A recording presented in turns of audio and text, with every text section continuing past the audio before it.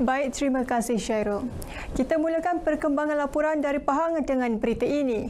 27 projek berimpak tinggi, 19 projek Quick Win dan 18 projek A-Nablus disenaraikan dalam draft rancangan tempatan RTD Daerah Pekan 2035 penggantian. Cadangan pembangunan dalam tempoh 15 tahun itu melibatkan anggaran kos pembangunan mencecah RM6.2 bilion. Dan juga penyertaan awam ini dilaksanakan selaras dengan untuk Ketua Pengarah Jabatan Perancangan Bandar dan Desa Plan Malaysia Datuk Muhammad Anwar Maidin berkata, melalui draft itu hala tuju baharu turut dirangka dengan menjadikan Pekan sebagai bandar maritim dan pendidikan tinggi. Tetapi kita ada satu hala tuju baru iaitu sebagai bandar maritim. Ini dan juga pendidikan tinggi. Jadi kalau kita terapkan pembangunan maritim dengan menggunakan sumber daya pantai yang kita ada, sebenarnya boleh menarik pembangunan ataupun tarikan untuk pelabur-pelabur luar negeri. Kerana ini merupakan salah satu kepada pemangkin kepada pembangunan. Draft RTD Daerah Pekan 2035 dipamerkan selama sebulan bermula 1 Oktober lalu untuk semakan, pandangan, cadangan dan maklum balas orang awam. Semakan boleh dibuat di Pejabat Majlis Daerah Pekan dan Plan Malaysia Pahang di Komplek Tun Razak atau secara dalam talian. Beliau ditemui selepas Majlis Perasmian Program Publicity dan Penyertaan Awam Draft Rancangan Tempatan Daerah Pekan 2035 penggantian di Pekan. Remaja yang kehilangan ibunya akibat kemalangan ketika ke tempat kerja Selasa lalu berazam untuk meneruskan pengajiannya yang terpaksa dilupakan sebelum ini akibat kesempitan hidup. Muhammad Fakhrul Razi Abdul Rahim, 18 tahun, berhasrat menyambung pengajian dalam bidang teknologi elektrik di Institut Latihan Perindustrian di Gebeng, Kuantan. Lokasinya yang berdekatan rumah memudahkan Fakhrul menguruskan adik bongsunya Fatihah Aina yang berusia 7 tahun.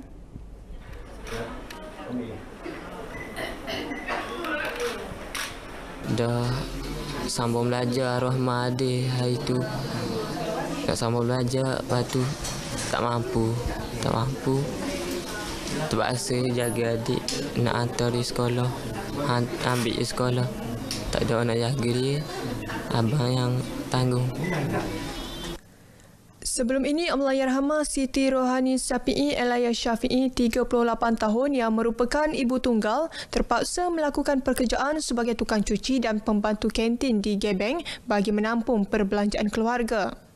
Terdahulu, dua beradik itu menerima kunjungan Timbalan Pengarah Perkeso Pahang, Hamizi Hanifah Mahyudin bagi menyampaikan faedah pengurusan mayat berjumlah RM2,000 serta faedah orang tanggungan. Buat masa ini kami membayar faedah pengurusan mayat di bawah skim pencen penakan.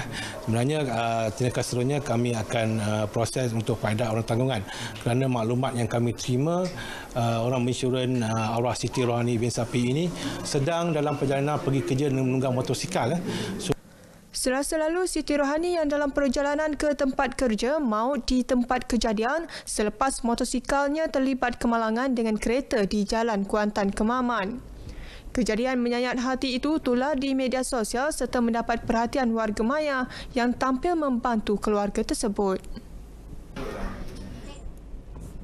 Pelancong yang berkunjung ke pusat peranginan di Pahang perlu sentiasa mematuhi prosedur operasi standard SOP yang telah ditetapkan oleh kerajaan bagi mengekang sepenuhnya penularan wabak COVID-19.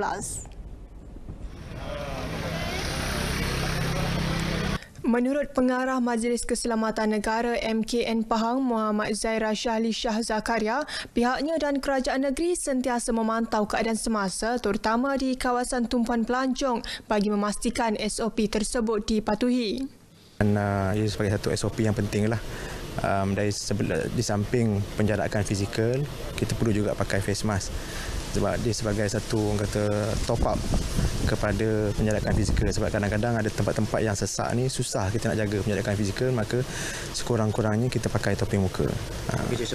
Beliau ditemui pada program Santai at Tioman dengan kerjasama Pahang FM, Adabi dan Dapur Infak di Kampung Juara Pulau Tioman. Pada program itu, pelancong dan penduduk menerima pelitup separuh muka serta sumbangan barangan keperluan harian.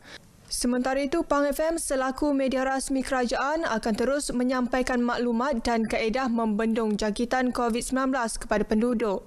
InsyaAllah kita akan teruskan lagi di tahun hadapan dari semasa ke semasa mendekati masyarakat di Pulau Tioman. Sebab diorang ni mereka kata jauh daripada bandar, so kita turun. Diorang nak pergi ke Kuantan, nak pergi ke Pang FM mungkin susah. Jadi tim kita yang akan turun sambil-sambil kita menikmati keindahan dan juga keindahan flora dan fauna di sini.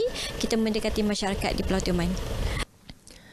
Turut diadakan kenduri rakyat bersama penduduk Kampung Juara, ziarah kasih, ceramah agama oleh Ustaz Nur Hamizi Jamaluddin serta penganjuran konsert santai at Tioman yang menampilkan artis jemputan iaitu Azian Mazwan Safwan serta Hakim Rosli.